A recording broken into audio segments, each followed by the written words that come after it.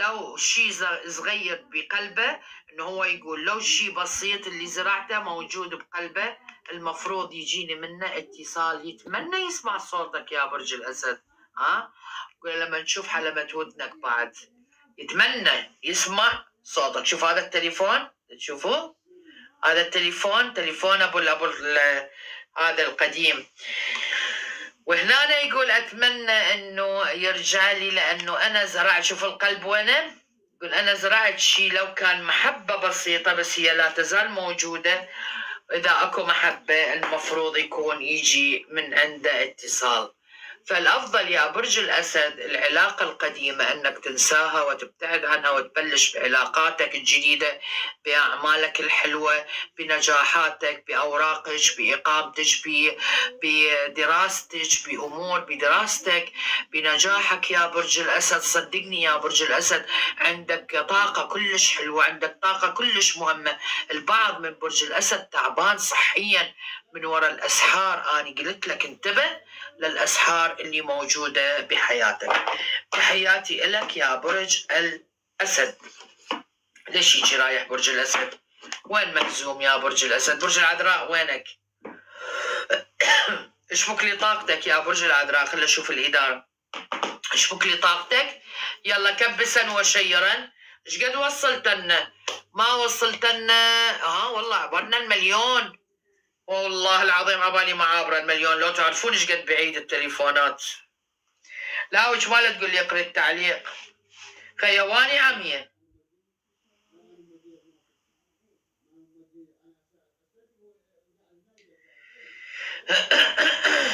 بس لحظة خلي اشوف الإدارة شنو دزت. خيا وين كان؟ هذا بيدزن هناك.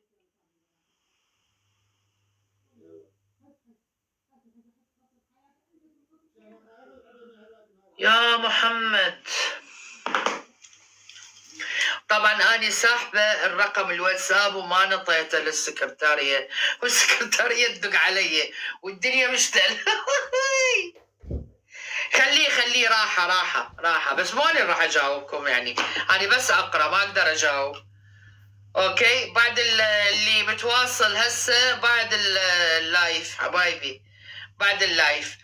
خلينا ناخذ قبل ما نقرأ للعذراء خلينا هيك نسوي حتى ما نتخربط او اللي يدخل ما يتخربط. حبايب قلبي طبعا اللي داخلين جداد على التيك توك الكل يضيف قناة اليوتيوب مالتي موجودة بالبايو ويسوي لي متابعة، ارد للمتابعة بالتيك توك. اوكي كل الفيديوهات اريدكم تكبسون عليها قلب وكومنت وتشيرون يعني تسوون مشاركات. اوكي وضروري جدا لانه مبلغين على صفحتي هاي يعني ما تصعد اكسبلور. حبايب قلبي اسمعوني شويه. اكو اليوم تفاجأت صراحه بحساب حاطط فناجين بس ما اخذ الصوت مالتي يعني مال الفناجين مال التاروت مال الامور ما ادري، ما اخذ فناجين الصوت مالتي بس هو يتكلم باسم يعني بصوتي اني. واني اول اللايف قلت يعني انت المفروض تاخذ اذن من عندي يعني المفروض تراسلني او تروح على الارقام تكتب لهم مثلا. اني يحق لي هيك اسوي ما عندي مشكله اني بهذا الموضوع، بس ما تقفص على العالم على اسمي لا والله. افتح بيك لايفات اليوم اللايفات زين. انا اللي سكتني عن اللايفات امر معين ولا استلمت هذيك الشخصيه ليلا نهارا والله العظيم استلمه ليلا نهارا بس سكتوني بامر واحد اني ساكته. فانت ما راح يعني انت عادي افتح بيك لايفات يعني انت اخر همي اللي جاي تبوق الصوت مالتي. اوكي فلهذا حبايب قلبي انتبهوا من اي شخص يدخل لكم سواء تيك توك يوتيوب فيسبوك بيجات حسابات اي شيء ارقام انتبهوا اي شيء يدخل لكم غير اللي اني اذكرهن الارقام الاثنين ما عندي تواصل. مو اني يكون هذا مزيف حساب مزيف امور مزيفه تمام. للتواصل فقط على هذين الارقام الاثنين اللي هن 0 0 3 2 4 6 7 6 4 6 9 4 8 وأيضا 0 0 3 2 4 8 4 2 5 2 3 4 3. حبايب قلبي الكل يعرف أني عايشة في أوروبا. أرقام لبنانية، أرقام عراقية، أرقام مصرية، أرقام سويدية، أرقام ما أدري وين، أرقام ما أدري وين، هذني مو إلي، ما يكونون إلنا تابعين. أنا الأرقام اللي أذكرهن هن فقط هذني أرقامي. وصلت المعلومة؟ تتبعون الشروطات. داخل العراق هو كرت آسيا أبو 100 مستعجلين ترسلون 150,000 آسيا. خارج العراق تحولون 100 يورو مستعجلين 150 يورو. استخارة قراءة يعني أطلع لك تفاصيل أوكي من الساحر شنو الأمور هاي كلها طبعا تبين عندنا بالقراءة الخاصة. أكيد ما راح يكون عبر المباشر لأنه هواية يخافون عبالهم أنه إذا اتبعوا الشروطات راح أصعدهم أمام العالم. لا حبايبي، هاي قراءة VIP يعني ما حد يعرف، فقط أني وأنتي أوكي، أو أني وأنت. فلهذا أتمنى أنه تتبعون الشروطات. ما مسموح لكم تتصلون بدون موعد، ما مسموح لكم انكم ما تتبعون الشروطات وتظلون تكتبون للسكرتارية انه يحولوكم وتجبروهم على التحويل. ما مجبورين احنا، لانه احنا ندفع ضرائب. احنا شركة جوهرة معروفة في اوروبا اوكي، معروفة تمام.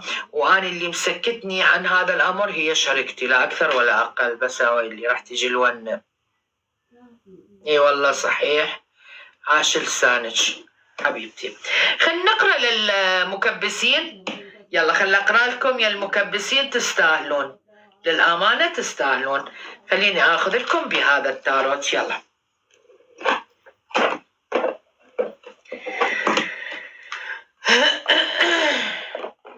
يلا بين ما توصلونا بعد اكثر نرجع ناخذ لكم السلسله الثانيه.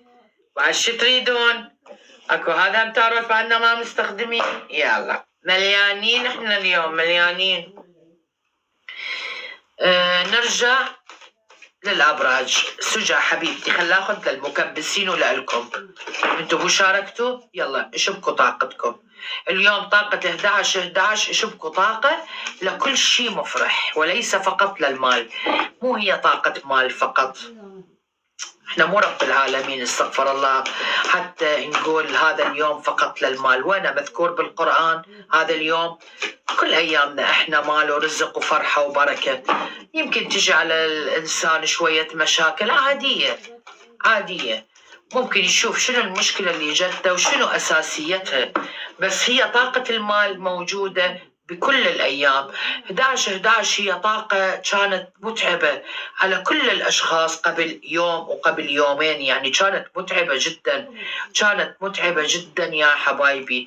راس وجع راس، غثيان، تعصيب، دوخة، مالك خلق، بتخدر جسمك، تنفر من أي شيء، تتعارك من أي شيء. وصدقوني هاي طاقة كانت موجودة لدى الأغلبية.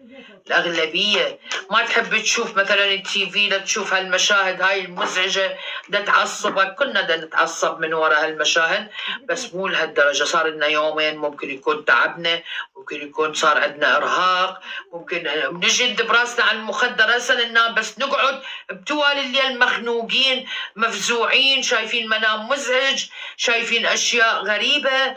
وصدقوني والله دا أتكلم وياكم عن علم. قرأت البارحة قراءة كتاب كامل عن تطبيق الرقم 11/11 شنو ينطي. ولهذا أني دا أتكلم اليوم بثقة لأنه جاي أشوف العالم كلها تعبانة كانت العالم، والله يستر من بعد 11/11. لا حد يجي يتفلسف ويقول لي من بعد 11/11 اكو ايام حلوة. الله يسترنا، الله يستر، الله يستر. نار وحريق، ما اعرف شنو. راح تقولوا لي اكو بهذاك المكان حاليا الحروب، لا اكو بعد اقوى. الله يستر. يلا انا ما حبيت التوقعات بس اني انطي اللي شايفته. اللي أني أشوفها في عملي، أني أشتغل في عملي، أنا أشوف شنو ينطيني قبل نهاية السنة حتى أعرف أركز وأنا أشتغل. يلا طاقتكم شنو تعطي؟ كسرة الأوراق. امرأة وراكم هاي الامرأة، شفتوها؟ شوفوا هاي الامرأة يا المكبسين، انتوا يا المكبسين فيسبوك تيك توك، شوفوا هاي الامرأة وراكم الظل، انتبهوا منها، هاي تزعجكم وتتعبكم. عندك دوامة تفكير كلش قوي، زعلانين، الأغلبية زعلانين وعندكم دوامة قوية. هاي الدوامة تدخلكم بحسرات، يعني أنت جاي تتحسر أو أنت جاية تتحسرين. هاي للمكبسين، للي كبسوا، يلا كبسوا حتى أعطيكم بعد أوراق ثانية. شوف شلون أنتم في دوامة، في حسرة، في تعب، قلقتوا من هواية أمور، قلقتوا من مشاكل، قلقتوا من شغلات ما كانت لا بالحسبان صارت ولا دارت. حاليا أشوف يا عزيزي أو يا عزيزتي المكبس، أشوف أنه هنا عندك أنت طاقة شفاء موجودة، شي بداخلك دا تريد تشافيه وتعافيه. عندك طاقة الشفاء، وعندك هنا عندك دوامة، وعندك شروق الشمس من بعد هاي الأمور اللي تمر بيها. أنت والله أعلم الأغلبية عليهم سحر، عليهم مس، عليهم سحر، عندهم تابعة، ما أعرف. أشوف إنه راح تشرق الشمس إن شاء الله من بعد هاي الدوامة أو هذا التعب. عندك الطاقة القمرية موجودة، ممكن البعض يتشافى عند الليل، وممكن البعض لا يتعب بالليل نتيجة السحر. ممكن يتعب بالليل ويظل تفكير قوي. فلهذا اللي أطلبه منك لازم تحسب على اسمك واسم والدتك وتاريخ الميلاد، يبين كل شيء. أوكي، تحياتنا لك. خليني أخذ لك أقوال وحكم الدكتورة سناء القيسي شنو يعطينا. إدارة تعالوا لي على الواتساب، إدارة أم جعفر أم جويسم أم سعدون. هسه يقولون شنو هالأسماء هاي الإدارة، أنا مسميتهم هيك، أرجع وأكرر، أنا أحب أسمي هيك يعني. أقوال وحكم للمكبسين شنو ينطي؟ كن مستعدا لتحارب أولياءك الذي حاربت من أجلهم. هاي مو هسه طلعت؟ لو أني غلطانة؟ لا عيوني، هاي هسه طلعت لبرج الأسد. شنو هاي؟ لا حبيبي، ناخذ احنا أوراق جديدة. تبقى النفوس الخبيثة. شوفوا حاولت أغير لكم إياها ورجعت نفس يعني هي مو نفس المقولة وإنما نفس الجملة، يعني نفس الشيء. تبقى النفوس الخبيثة خبيثة ولو أعطيتهم من الود أطنانا. وشوفوا بشرفكم شوفوا هنا شنو. كن مستعدا لتحارب أولياءك الذي حاربت من أجلهم، يعني بكل الأحوال أنت راح تحارب. هنا تبقى النفوس الخبيثة خبيثة ولو أعطيتهم من الود أطنانا. يعني شو نسوي؟ هاي بعد حاولت أجيب لكم يعني أزوغل أجيب لكم ورقة، ما ضبطت. يلا هاي المنفصلين، أو بينك وبين الشريك العاشق والمعشوق، أو بينك وبين الشريك شنو ينطينا؟ للمكبسين. هسه يقولون هذا يا برج للمكبسين. انت تتمنى وانت تتمنين الحضنة يعني، او شتوا انتوا هواية، يعني اكو مودة، تقولين اكو مودة واكو محبة جدا حلوة واكو تقارب جدا حلو بيني وبينه، بس كان اكو بعد. هسه نشوف البعد شنو هذا، تشوفوا المودة والمحبة. هاي ليش هيك التيك توك؟ ليش هيك يطي بايدي؟ شنو هو هذا؟ معقولة الإنارة؟ ترجع هنا شي يقول يقول انه كنت احب ارقص وياه، اجمل الاغاني اسمع واجمل الرقصات اتمنى تكرر هذه الايام. شوفوا طيب شنو ينطي هو عنه؟ هو لازم تشاكوش بس هيك، وين هو باب النجار مخلع. اسمعوها هاي، باب النجار مخلع الشريك. الشريك تقول انه هو يقول انه حاولت هواية يعني ارجع العلاقة، بمعنى انه ارجعها وامشيها وما ضبطت. شوفوا المسامير والتشاكوش، دقي راسه انت بالتشاكوش ولج دقي راسه هيك بالتشاكوش. زين، يقول اتمنى اقابلها او اشوفها وتعطيني، او اقابلها واشوفها ويعطيني هاي البوسه اللي بالخد. يا باخ يعني لازم البوسه بها حنيه. ها هاي بوسه الخد يعني بها حنيه قويه. يلا برج العذراء، وينك يا برج العذراء؟ ايه احمد، اضحك احمد علي، ما ادري ولد بنيه، ما ادري طرقاعه. ويل عليك. خلينا نشوف الإدارة عمي، وين هالإدارة؟ دي يلا عاد بس لغوة الله الوكيل انت او انتو. يلا بسيطة. ناخذ لبرج العذراء بهذا التاروت. يلا برج العذراء، اوقف خليني افتح لك التاروت. سكتي. هذا التاروت، هذا ما ادري وين شايفته. والله مفتوح، شوفوا والله ما مفتوح. شلون نفتحها؟ بس لحظة.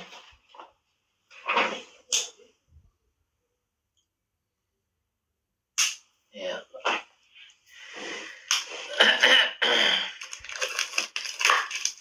شوفوا والله ما مفتوحات. انا افتح يعني اليوم هذني كلهن امام عيونكم مثل ما انتم شايفين.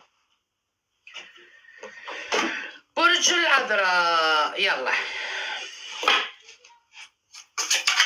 خلينا نشوف برج العذراء شنو ينطينا عن امورك، عن حياتك، عن وضعك، عن بيت المال، بيت العاطفه، بيت الصحه. شنو ينطينا؟ اشبك طاقتك يا برج العذراء، اشبك طاقتك حبيبي. انت في رجوع. الاسد والعقرب، الاسد والعقرب اي نعم اكو رجوع، بس مو هسه. الاسد هسه ما يرجع لاحد. الاسد هسه مثل ما يقولون جوعان ويريد ياكل وجبته. ها فانتظروا. يلا شبك الطاقة لبرج العذراء شنو ينطي؟ شبك الطاقة، شوف شلون انت تريد تمشي، او انت مرفوع الرأس وانت ماشي مرتاح. برج العذراء هاي الفترة شنو اللي مريحك؟ يلا خلينا نشوف. برج العذراء شوف، عندك ورقة منتظرها راح تفرحك، عندك بشارة حلوة، عندك جملة. هاي الجملة تردديها على طول. نساء برج العذراء ترددوها، انه راح انام واصحى على اخبار ان شاء الله حلوة، كمثال يعني. برج العذراء انت اليوم دا تفكر بامرين.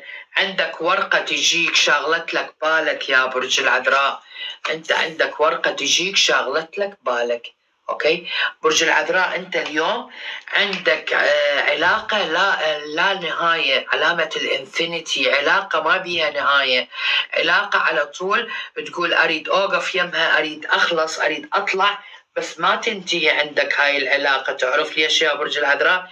لانك معلق بيها، يعني حاطيك شلون يقولون براس الشريك او الشريكه، انه ما يتركوك وما يخلوك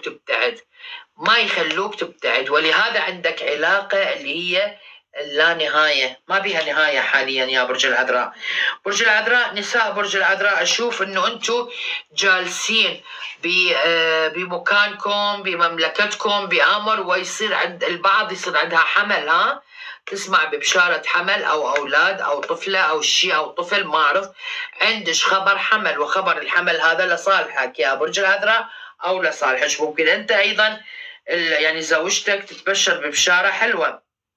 شوف يا برج العذراء، عندك قفلين، هن نسوان 2، هن رجال 2، هن زواجات 2، هن علاقات 2. المهم اكو مفتاحين، مو قفلين، انا قلت قفلين، مفتاحين. علاقة مو واحدة 2، يا اما ارتباط وترك ترجعين ترتبطين، او ارتباط وترك وترجع ترتبط. المهم عندك علاقة اللي هي رقم 2. اوكي، واشوف شخص او انت او الشريك يحدد واحدة، يعني خلص توقفون على علاقة واحدة. شوفوها مفسرة ترى. اوكي، مفسرة تمام. شكرا جزيلا للهدايا.